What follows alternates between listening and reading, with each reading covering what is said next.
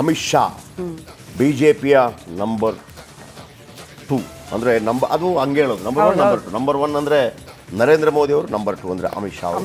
ಇವತ್ತು ಒಕ್ಕಲಿಗರ ಕೋಟೆಗೆ, ಅದು ಕೂಡ ರಾತ್ರಿ ಒಕ್ಕಲಿಗರ ಕೋಟೆಗೆ ಎಂಟ್ರಿ ಕೊಡ್ತಾ ಇದ್ದಾರೆ. ನಾವು ಅವತ್ತಿಂದ ಹೇಳ್ತಾ ಇದ್ವಿ, ಈ ಒಕ್ಕಲಿಗರ ಕೋಟೆ ಅಥವಾ ಈ 11 ಜಿಲ್ಲೆಗಳಿದೆಯಲ್ಲ, ಆ 11 ಜಿಲ್ಲೆಗಳಲ್ಲಿ ಸ್ವಲ್ಪ BJPಗೆ ಇನ್ನೂ ಎಂಟ್ರಿ ಸಿಕ್ಕಿಲ್ಲ. ಹಾಗಾಗಿ JDS ಜೊತೆ ಹೊಂದಾಣಿಕೆಯನ್ನು ಕೂಡ ಮಾಡಿಕೊಂಡ್ರು. ಸೊ ಈಗ ಇವತ್ತು ಅಮಿತ್ ಶಾ ಅವರು ಬರ್ತಾ ಇದ್ದಾರೆ. ಅದರ ಬಗೆಗಿನ ಬ್ರೇಕಿಂಗ್ ನ್ಯೂಸ್ ನೋಡೋಣ. ಅಮಿತ್ ಶಾ ಅವರು ಇವತ್ತು 4 ಲೋಕಸಭಾ ಕ್ಷೇತ್ರಗಳಲ್ಲಿ ಕ್ಲಸ್ಟರ್ ಮೀಟಿಂಗ್, ಮಂಡ್ಯ, ಮೈಸೂರು, ಚಾಮರಾಜನಗರ, ಬೆಂಗಳೂರು ಗ್ರಾಮಾಂತರ ವಗೇರೆ ವಗೇರೆ ಈ ಥರ ಇರುತ್ತೆ. 4 ಲೋಕಸಭಾ ಕ್ಷೇತ್ರಗಳ ಮೇಲೆ ಕಣ್ಣಿಟ್ಟ BJP ಗೆಲ್ಲಲೇಬೇಕು ಅನ್ನುವಂಥ ಕಾರಣಕ್ಕಾಗಿ ಹಾಸನ, ಮೈಸೂರು, ಮಂಡ್ಯ, ಚಾಮರಾಜನಗರ. ಹಾಸನ BJPಗೆ, ಹಾಸನ ಆಲ್ರೆಡಿ JDSಗೆ ಬಿಟ್ಟುಕೊಡಲಾಗಿದೆ. JDSಗೆ ಬಿಟ್ಟುಕೊಡುವ ಕ್ಷೇತ್ರಗಳು ಯಾವುದು ಅಂತ ಹೇಳಿ. ಮಂಡ್ಯದ ಬಗ್ಗೆ ಭಾಳ ಸುದ್ದಿ ಇದೆ, ಆದರೆ ಮಂಡ್ಯ ಡೌಟು. ಈಗಿನ ಮಾಹಿತಿ ಪ್ರಕಾರ ಮಂಡ್ಯ JDSಗೆ ಸಿಗೋದು ಡೌಟ್ ಇದೆ. ಯಾಕಂದರೆ ಸುಮಲತಾ ಬಗ್ಗೆ ಹೈಕಮಾಂಡ್ಗೆ ಒಲವಿದೆ ಅನ್ನುವಂಥ ಮಾತಿದೆ. ಜೊತೆಗೆ ಕೆರೆಗೋಡು ಪ್ರಕರಣದ ನಂತರ JDSಗೆ ಹಿನ್ನಡೆಯಾಗಿದೆಯಾ, ರಾಜಕೀಯ ವಲಯದಲ್ಲಿ ದೊಡ್ಡ ಚರ್ಚೆ. ಯಾಕಂದರೆ JDSಲ್ಲಿ ಭಾಳ ಪ್ರಭಾವಶಾಲಿ, BJPಗೆ ಅವಕಾಶ ಇಲ್ಲ. ಆದರೆ ಸುಮಲತಾ ಅವರು ಹೇಳಿದ್ದಾರಂತೆ, ನಾನು ಗೆದ್ದು ಬರ್ತೀನಿ BJP ಟಿಕೆಟ್ನಿಂದ ಅಂತ ಹೇಳಿದ್ದಾರಂತೆ. ಅದು ಯಾವ ರೀತಿ ಗೊತ್ತಿಲ್ಲ. ಹಾಗಂತ ಸುಮಲತಾ ಅವರ ವರ್ಚಸ್ಸು ಮೊದಲ ಥರ ಇದೆ? ಇಲ್ಲ, ಖಂಡಿತ ಇಲ್ಲ. ಬನ್ನಿ, ಇದರ ಬಗ್ಗೆ ಕೆಲವು ಪಾಯಿಂಟ್ಸ್, ಇನ್ಪುಟ್ಸ್ ನಿಮಗೆ ನೀಡ್ತಾ ಹೋಗ್ತೀನಿ. ಏನದು? ಇಲ್ಲಿ ನೋಡಿ, ಮೈಸೂರು, ಮಂಡ್ಯ, ಚಾಮರಾಜನಗರ ಮತ್ತು ಹಾಸನ ಸಭೆಯಲ್ಲಿ ಮೈತ್ರಿ ಸೀಟು ಹಂಚಿಕೆ 24ರಲ್ಲಿ 4 ಕೊಡ್ತೀವಿ ಅಂತ ಹೇಳಿದ್ದಾರೆ. ಯಾವುದೆಲ್ಲ ಅಂತ ಭಾಳ ಚರ್ಚೆ ಆಗ್ತಾ ಇತ್ತು. ಮಂಡ್ಯ, ಹಾಸನ ಕ್ಷೇತ್ರ ಯಾರಿಗೆ ಎಂಬುದಕ್ಕೆ ತೆರೆ ಇದೆ. ಹಾಸನ ಅಂತೂ JDSಗೆ ಬಿಟ್ಕೊಡ್ತಾರೆ. ಮಂಡ್ಯ BJPನ JDS. ಲಾಸ್ಟ್ ಟೈಮ್ ಅಷ್ಟೇ, ಈ ಬಾರಿನೂ ಇಂಟ್ರೆಸ್ಟಿಂಗ್. ಈಗಿರುವಂಥ ಸದ್ಯದ ಮಾಹಿತಿ ಪ್ರಕಾರ, ನನಗೆ ಬಂದಿರುವಂಥ ಮಾಹಿತಿ ಪ್ರಕಾರ, ಯಾವಾಗ ಕೆರೆಗೋಡು ಘಟನೆ ಆಯಿತೋ ಆ ನಂತರ ಸ್ವಲ್ಪ ಈ ಕುಮಾರಸ್ವಾಮಿ ಅವರನ್ನು ಸರ್ವೆ ಮಾಡಿಸಿದ್ದಾರೆ.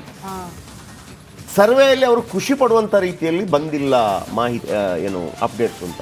ಅಂದರೆ ಕುಮಾರಸ್ವಾಮಿ ಖುಷಿ ಪಡುವಂಥ ರೀತಿಯ ಮಾಹಿತಿ ಬಂದಿಲ್ವಂತೆ. ಅಂದರೆ ನೀವು ಅರ್ಥ ಮಾಡ್ಕೊಳ್ಳಿ ಏನಾಗಿರ್ಬೋದು. ಮತ್ತೊಂದು ಕಡೆ ಕೆರೆಗೋಡು ನಿನ್ನೆ ಬಂದಾಯ್ತಲ್ಲ, JDS ಅವರು ಹೋಗಲೇ ಇಲ್ಲ. ಯಾವಾಗ ಕೇಸರಿ ಶಾಲ್ ಹಾಕೊಂಡು ಹೋದ್ರೆ ಅದು ಏನಾಯ್ತೋ ಗೊತ್ತಿಲ್ಲ. ಅಲ್ಲಿ ಒಂದು ರೀತಿಯಲ್ಲಿ ಹಿನ್ನಡೆ ಉಂಟಾಗಿದೆ. ಹಾಗಾಗಿ ದೇವೇಗೌಡರು ಎಂಟ್ರಿ ಕೊಡಬೇಕಾಯ್ತು. ಹಂಗೆ ಹಾಕ್ಕೊಂಡು ಹೋಗಬೇಡಿ ಅಂತ ಹೇಳಿದರು ಅಂತ.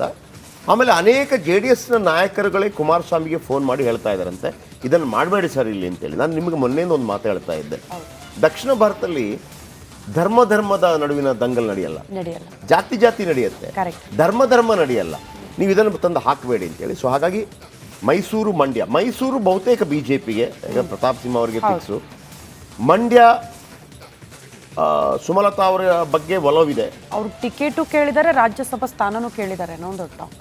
ಟಿಕೆಟ್ ಕೊಡದಿದ್ರು ಪರವಾಗಿಲ್ಲ, ರಾಜ್ಯಸಭಾ. ಬಟ್ ಆ ಥರ ಸುಮಲತಾ ಕೇಳಲಿಕ್ಕಿಲ್ಲ ಅಂತ ಅನಿಸುತ್ತೆ. ಯಾಕಂದರೆ ಆ ಥರ ಅವ್ರಿಗೆ ಬೇಕಾಗಿಲ್ಲ. ಯಾಕಂದರೆ ಅದು ಅವರ ಗರಿಮೆಗೆ ನೆಗೆಟಿವ್ ಆಗುತ್ತೆ. ಅಂದರೆ ರಾಜಕೀಯ ಮಾಡಕ್ಕೆ ಬಂದ್ರ ನೀವು ಸ್ವಾಭಿಮಾನ ಅಂತ ಕೇಳಿ ಅವರಿಗೆ ಬೇಕಿದ್ರೆ ಬೆಂಗಳೂರಿಂದ ಟಿಕೆಟ್ ಕೊಡ್ತಾರೆ.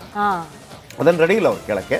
ಇನ್ನು ಚಾಮರಾಜನಗರ ಮತ್ತು ಹಾಸನ, ಮಂಡ್ಯ, ಮೈಸೂರು ಈ 4 ಇದರ ಬಗ್ಗೆ ಇವತ್ತು ಮೀಟಿಂಗ್ ಆಗುತ್ತೆ. ಮೀಟಿಂಗ್ ಬಗ್ಗೆ ಆದ ನಂತರ ಒಂದು ಫಿಕ್ಸ್ ಆಗಿ 4 ಕ್ಷೇತ್ರ ಯಾವುದು ಅಂತ ಫಿಕ್ಸ್ ಆಗಬಹುದು. ಒಟ್ಟಿನಲ್ಲಿ ಅಭ್ಯರ್ಥಿ ಘೋಷಣೆ ಆಗೋ ತನಕ ಲಾಸ್ಟ್ ಟೈಮ್ ಹೇಗೆ ಇಂಡಿಯಾ ಇಂಪಾರ್ಟೆಂಟ್, ಮಂಡ್ಯ ಇಂಪಾರ್ಟೆಂಟ್ ಅಂತ ಹೇಳ್ತಿದ್ವಿ, ಈ ಬಾರಿನೂ ಹಂಗೆ ಕಾಣಿಸ್ತಾ ಇದೆ. ಅದಂತೂ ಬಹಳ ಸ್ಪಷ್ಟ.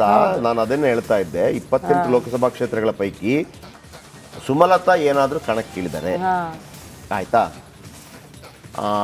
ಕಾಂಗ್ರೆಸ್ನಿಂದ ಬಹಳ ದೊಡ್ಡ ಅಭ್ಯರ್ಥಿ ಯಾರನ್ನಾದರೂ ಹಾಕಿದರೆ, ಫಾರ್ ಎಕ್ಸಾಂಪಲ್ ರಮ್ಯನನ್ನು ಹಾಕಿದ್ರು ಅಂತ ಇಟ್ಕೊಳ್ಳಿ, ಇಡೀ ಕ್ಯಾಮರಾಗಳು ಮಂಡ್ಯದಲ್ಲೇ ಇರುತ್ತೆ. ಹೌದು, ಕಳೆದ ಬಾರಿ ಏನು ಬೈತಾ ಇದ್ರು ಉಳಿದವರೆಲ್ಲ, ಪಾಪ ಅಲ್ಲಿ ಬೀದರು, ಬಾಗಲಕೋಟೆ ಅವರು, ಸ್ವಾಮಿ ನಮ್ಮದು ಸ್ವಲ್ಪ ತೋರಿಸಿ, ನಮ್ಮದು ಇದೆ ಲೋಕಸಭಾ ಕ್ಷೇತ್ರ ಅಂತೇಳಿ. ಸೊ ಹಾಗಾಗಿ ಅಮಿತ್ ಶಾ ಅವರು ಇವತ್ತು ಸುತ್ತೂರು ಮಠಕ್ಕೆ ಹೋಗ್ತಾರೆ. ಅಲ್ಲಿ ಎಲ್ಲರ ಜೊತೆ ಮೀಟಿಂಗ್ ಆಗುತ್ತೆ, ನೋಡ್ಬೇಕು ಏನಾಗುತ್ತೆ. ಓಕೆ. ಸೊ ಅದೇ ರೀತಿ ನಾವು ಗಮನಿಸಬೇಕು ಇನ್ನೊಂದು ವಿಚಾರ, ಸಿದ್ದರಾಮಯ್ಯನವ್ರನ್ನ ಕಟ್ಟಿ ಹಾಕೋದಕ್ಕೆ ತಂತ್ರ ಕೂಡ ರೂಪುಗೊಳ್ಳುತ್ತೆ ಅಮಿತ್ ಶಾ ಅವರ ಎಂಟ್ರಿ ಸಂದರ್ಭದಲ್ಲಿ ಅಂತ. ಲೋಕಸಭಾ ಬೆನ್ನಲ್ಲೇ BJP ಚಾಣಕ್ಯ ಅಮಿತ್ ಶಾ ಅವರು ಭೇಟಿ ಕೊಡ್ತಿದ್ದಾರೆ. ರಾಜ್ಯ BJPಯಲ್ಲಿ ತೀವ್ರ ಕುತೂಹಲ ಮೂಡಿದೆ, ಏನು ಮಾಡ್ತಾರೆ ಇಲ್ಲಿ ಬಂದು ಅಂತ. ಸಿದ್ದರಾಮಯ್ಯನವ್ರನ್ನ ಕಟ್ಟೆ ಹಾಕೋದಕ್ಕೆ ಅಮಿತ್ ಶಾ ಅವ್ರ ರಣತಂತ್ರ ಅಂತೆ. ಮೈಸೂರು ಕ್ಷೇತ್ರದಲ್ಲಿ ಸಿತ್ತು ಕಟ್ಟಿ ಹಾಕೋದಕ್ಕೆ ಅಂದ್ರೆ ಯತೀಂದ್ರ ಅವ್ರನ್ನ ಕಣಕ್ಕಿಳಿಸ್ಬೇಕು ಅನ್ನೋ ಪ್ಲಾನಿಂಗ್ ಇದೆಯಲ್ಲ ಇದ್ದಾರೆ ಅಂತ ಮೋಸ್ಟ್ಲಿ ಆ ಥರದ್ದು ಏನಾದ್ರು ಪ್ಲಾನಿಂಗ್ಗಳು ಆಗ್ತಾ ಇದ್ರೆ ಅದನ್ನ ಸರಿ ಮಾಡೋ ನಿಟ್ಟಿನಲ್ಲಿ ಅಮಿತ್ ಶಾ ಅವರು ಪ್ಲಾನ್ ಮಾಡ್ತಾರಂತೆ. ರಾಜ್ಯಾಧ್ಯಕ್ಷರಿಗೆ ರಾಜಕೀಯ ತಂತ್ರಗಳ ಬಗ್ಗೆ ಅಮಿತ್ ಶಾ ಅವರು ಪಾಠ ಮಾಡ್ತಾರೆ. ಮೈಸೂರು ಭಾಗದ ಬಿಜೆಪಿ ಮುಖಂಡರು ರಾಜ್ಯಾಧ್ಯಕ್ಷರಿಗೆ ಒಂದಷ್ಟು ಚುನಾವಣಾ ತಂತ್ರಗಾರಿಕೆ ಬಗ್ಗೆ ಸಲಹೆ ಕೊಟ್ಟು ಅಂದ್ರೆ ಏನ್ ಗೊತ್ತಾ, ಈಗ ನೋಡಿ ಕಲಬುರಗಿಯಲ್ಲಿ ಮಲ್ಲಿಕಾರ್ಜುನ ಖರ್ಗೆ ಅವರು ಕಳೆದ ಬಾರಿ ಸ್ಪರ್ಧೆ ಮಾಡಿದ್ರು. ಡಾಕ್ಟರ್ ಉಮೇಶ್ ಜಾಧವ್ ಅವರನ್ನು ನಿಲ್ಲಿಸ್ಬಿಟ್ರು. ಹೆಂಗೆ ಟೈಟ್ ಮಾಡಿಬಿಟ್ರು ಅಂದ್ರೆ ಬಿಜೆಪಿ ಮಲ್ಲಿಕಾರ್ಜುನ ಖರ್ಗೆ ಕಟ್ಟಾಕದಂಗೆ ಆಗ್ಬಿಡ್ತು. ಆ ಕ್ಷೇತ್ರಕ್ಕೆ ಸೀಮಿತಗೊಳಿಸ್ಬಿಡೋದು. ಈಗ ಕೋಲಾರಕ್ಕೆ ಕಳೆದ ಬಾರಿ ಸಿದ್ದರಾಮಯ್ಯ ಏನಾದರೂ ಸ್ಪರ್ಧೆ ಮಾಡಿದ್ರೆ ಸ್ಟ್ರಾಂಗೆಸ್ಟ್ ಸ್ಪರ್ಧೆನ ಹಾಕ್ಬಿಡೋದು, ಉಳಿದ 27 ಕ್ಷೇತ್ರಕ್ಕೆ ಹೋಗದಂಗೆ. ಈಗ ಯತೀಂದ್ರ ಸಿದ್ದರಾಮಯ್ಯ ಏನಾದರೂ ಮೈಸೂರಲ್ಲಿ ಸ್ಪರ್ಧೆ ಮಾಡಿದ್ರೆ ಏಕ್ದಮ್ ಟಕ್ಕರ್ ಕೊಟ್ಟು ಟೈಟ್ ಮಾಡೋದು. ಟೈಟ್ ಮಾಡಿದಾಗ ಸಿದ್ದರಾಮಯ್ಯ ಎಲ್ಲೂ ಹೋಗ್ಬಾರ್ದು, ಯಾಕಂದ್ರೆ ಸಿದ್ದರಾಮಯ್ಯ ಹೋದ್ರೆಲ್ಲ ಓಟ್ ಬರುತ್ತೆ. ಇದು ತಂತ್ರಗಾರಿಕೆ. ಹಾಗೇನೆ ಕುಮಾರಸ್ವಾಮಿ ಅವರು ಮಂಡ್ಯದಿಂದ ಸ್ಪರ್ಧೆ ಮಾಡ್ತಾರಂತಿತ್ತು. ಆಮೇಲೆ ಒಂದು ಸಲಹೆ ಬಂತದ್ದು, ನೀವು ಮಾಡಬೇಡಿ ಸರ್. ಈಗಲೂ ಕುಮಾರಸ್ವಾಮಿ ಮಂಡ್ಯದಿಂದ ಸ್ಪರ್ಧೆ ಮಾಡಿದ್ರೆ ಅನ್ಬಿಟೇಬಲ್, ಖಂಡಿತವಾಗ್ಲೂ ಗೆಲ್ತಾರೆ. ಅದು ಬೇರೆ ವಿಚಾರ. ನಿಖಿಲ್ ಗೆಲ್ತಾರ ಮತ್ತೊಂದು ಬೇರೆ ವಿಚಾರ. ಕುಮಾರಸ್ವಾಮಿ ಇದ್ರೆ ಆ ಚಾನ್ಸಸ್ ಇದೆ. ಆದರೆ ಅವ್ರು ನಿಲ್ಲೋಕೆ ಹೋಗಲ್ಲ. ಯಾಕೆ ಅಂತಂದರೆ ಬೇರೆ ಕಡೆ ಹೋಗದಂಗೆ ಕಾಂಗ್ರೆಸ್ ಏನಾದರೂ ಮಾಡಿಬಿಡುತ್ತೆ, ಯಾವುದಾದ್ರೂ ಸ್ಟ್ರಾಂಗ್ ಕ್ಯಾಂಡಿಡೇಟನ್ನು ಹಾಕ್ಬಿಡುತ್ತೆ. ಈಗಲೂ ಅದೇ ಹೇಳ್ತಾ ಇರೋದು, ನೀವು ಏನಾದರೂ ಮಾಡಿ ಸಿದ್ದರಾಮಯ್ಯನವರ ಒಂದು ವೇವ್ ಇದೆ, ಅದು ಎರಡು ಮಾತೇ ಇಲ್ಲ. ಬಿ ಜೆ ಪಿ ವಲಯದಲ್ಲಿ ಹೇಗಾಗಿದೆ ಅಂತಂದರೆ ಕುರುಬರಿಗೆ ಯಾರಿಗೂ ಟಿಕೆಟ್ ಕೊಡೋದು ಬೇಡಪ್ಪ, ಒಂದು ವೇಳೆ ಯಾರು ಕುರುಬರಿಗೂ ನಮ್ಗೆ ಓಟ್ ಹಾಕಲ್ಲ ಸಿದ್ದರಾಮಯ್ಯನಿಗೆ ಓಟ್ ಹಾಕ್ತಾರೆ ಅನ್ನೋ ರೀತಿಯಲ್ಲಿದೆ. ಸದ್ಯಕ್ಕಿದೆ ಆ ಥರದ ಮಾತುಕತೆಗಳು ನಡೆದಿದೆ ಈ ಸಂದರ್ಭದಲ್ಲಿ.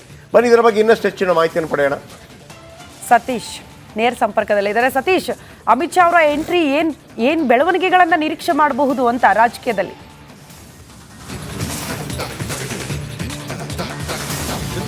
ಆ ನಿಟ್ಟಿನಲ್ಲಿ ಅಮಿತ್ ಶಾ ಅವರ ಎಂಟ್ರಿ ರಾಜ್ಯ ರಾಜಕಾರಣದಲ್ಲಿ, ಅದರಲ್ಲೂ ಪ್ರಮುಖವಾಗಿ ಲೋಕಸಭೆ ಚುನಾವಣೆ, ಅದರಲ್ಲೂ ಹಳೆ ಮೈಸೂರು ಭಾಗದಲ್ಲಿ ಸಾಕಷ್ಟು ಸಂಚಲನವನ್ನು ಉಂಟು ಮಾಡುತ್ತಾ ಅನ್ನೋ ಒಂದು ನಿರೀಕ್ಷೆ BJP ವಲಯದಲ್ಲಿ ಕಂಡು ಬರ್ತಾ ಇದೆ. ಯಾಕಂದರೆ ಹಳೆ ಮೈಸೂರು ಭಾಗದಲ್ಲಿ ಈ ಹಿಂದಿನಿಂದಲೂ ಕೂಡ BJPಗೆ ಅಷ್ಟು ಸ್ಟ್ರಾಂಗ್ ಬೇಸ್ ಇಲ್ಲ.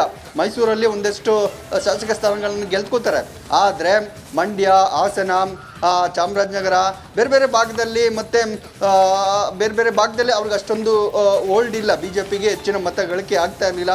ಕಳೆದ ಉಪಚುನಾವಣೆಯಲ್ಲಿ ಕೇರ್ಪೇಟೆಯಲ್ಲಿ ನಾರಾಯಣಗೌಡರು BJPಯಿಂದ ಗೆದ್ದಿದ್ರು, ಬೇರೆ ಬೇರೆ ಸ್ಟ್ರಾಟಜಿಗಳ ಮುಖಾಂತರ ಗೆಲ್ತಿದ್ರು. ಮಂಡ್ಯದಲ್ಲೂ ಕೂಡ ಖಾತೆಯನ್ನು ತೆರೆದಿದ್ರು, ಆದರೆ ಈ ಬಾರಿ ಆಗಲಿಲ್ಲ. ಹೀಗಾಗಿನೇ ಈಗ ಲೋಕಸಭೆ ಚುನಾವಣೆಯಲ್ಲಿ ಆ ಭಾಗದಲ್ಲಿ BJPಗೆ ಹೆಚ್ಚಿನ ಸ್ಥಾನ ಗೆಲ್ಲಬೇಕು ಅನ್ನೋ ಒಂದು ಪ್ರಯತ್ನ ಒಂದಾದರೆ, ಮೈತ್ರಿ ವಿಚಾರವಾಗಿ JDS ಮತ್ತು BJP ಮೈತ್ರಿ ವಿಚಾರವಾಗಿ ಸಾಕಷ್ಟು ಕೆಲವು ಗೊಂದಲಗಳಿದ್ದಾವೆ. ಮಂಡ್ಯ ಕ್ಷೇತ್ರ ಯಾರಿಗೆ ಬಿಟ್ಕೊಡ್ಬೇಕು, JDSಗೆ ಕೊಡಬೇಕಾ? ಸುಮಲತಾ ಅವರು ಬೆಂಬಲ ಕೊಟ್ಟಿದ್ರು ಕಳೆದ ವಿಧಾನಸಭೆ ಚುನಾವಣೆಯಲ್ಲಿ BJPಗೆ, ಅವರು ಪಟ್ಟಿಡ್ದಿದ್ದಾರೆ, ನನಗೆ ಕೊಡಿ ಈ ಬಾರಿ ಮಂಡ್ಯ ಕ್ಷೇತ್ರದ ಟಿಕೆಟ್ ನನಗೆ ಕೊಡಿ. ಕಳೆದ ಥ್ಯಾಂಕ್ ಯು ಸತೀಶ್. ಇನ್ನು ಮಂಡ್ಯ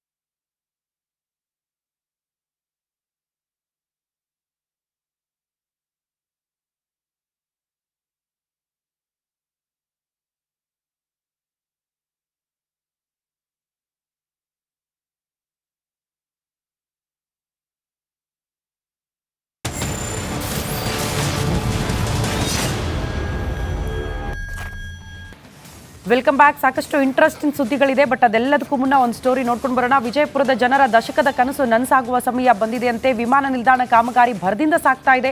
ಎಲ್ಲ ಅಂದುಕೊಂಡಂತೆ ಆದರೆ ಏಪ್ರಿಲ್ನಲ್ಲಿ ಲೋಹದ ಹಕ್ಕಿಗಳು ಹಾರಾಡುತ್ತೆ. ಈ ಕುರಿತ 1 ಮಿನಿಟ್ ರಿಪೋರ್ಟ್ ಇದೆ, ಕ್ವಿಕ್ ಆಗಿ ನೋಡ್ಕೊಂಡು ಬನ್ನಿ.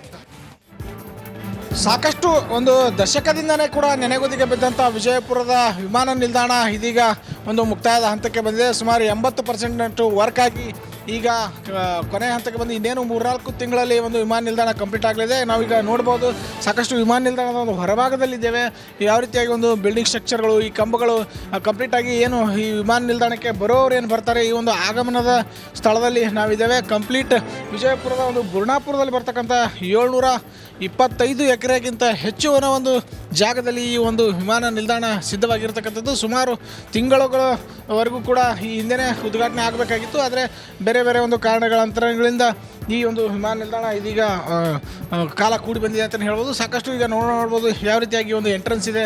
ಈ ಎಂಟ್ರೆನ್ಸಲ್ಲಿ ಸಾಕಷ್ಟು ಒಂದು ಬ್ಯಾಗ್ ಲಗೇಜ್ ತಪಾಸಣೆ ಮಾಡುವಂಥ ಒಂದು ಲೋಕಸಭೆ ಚುನಾವಣೆಗೂ ಮೊದಲೇ ಈ ಒಂದು ವಿಮಾನ ನಿಲ್ದಾಣ ಉದ್ಘಾಟನೆ ಆಗುವ ಎಲ್ಲ ಒಂದು ನಿರೀಕ್ಷೆಗಳು ಕಂಡು ಬರ್ತಾ ಇದ್ದಾವೆ. ಕ್ಯಾಮ್ರಾ ಪರ್ಸನ್ ಸುನಿಲ್ ಜೊತೆ ನಾನು ಶಶಿಕಾಂತ್, ತ್ರಿಪೋಲಿ ಕನ್ನಡ, ವಿಜಯಪುರ.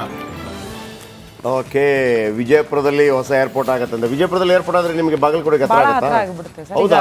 2 ಅವರ್ ಆಗ್ತಿತ್ತು, 89 ಕಿಲೋಮೀಟರ್ ಇದೆ ದೂರ ನಮಗೆ, ಬಟ್ ಬೇಗ ಹೋಗ್ತೀವಿ ಅಂತ.